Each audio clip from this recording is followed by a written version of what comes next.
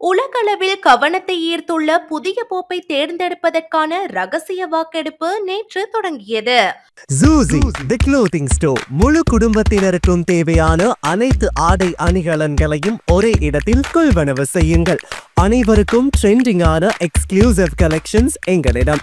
கொட்டஹென, ஹேட்டன் மற்றும் வில்லபத்தை புதிய கிளையில். சந்தோஷமான தருணங்களை ஜூசியுடன் கொண்டாடுங்கள்.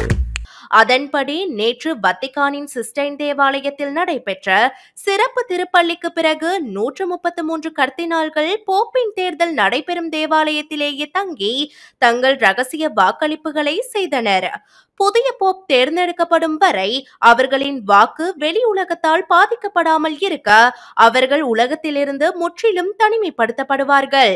இந்நிலையில் இன்று உலகளாவிய கவனத்தை ஈர்த்துள்ள தேவாலயத்தின் புகைப்போக்கியில் இருந்து கருப்பு புகை வெளியேறியது.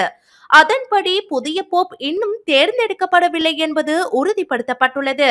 போப்பை தேர்ந்தெடுப்பதற்கான ரகசிய வாக்கெடுப்பில் பங்கேற்ற கர்தினால்கள் யாரும் தேவையான 89 வாக்குகளை பெறவில்லை என்று சர்வதேச ஊடகங்கள் தகவல் பகிர்ந்துள்ளன.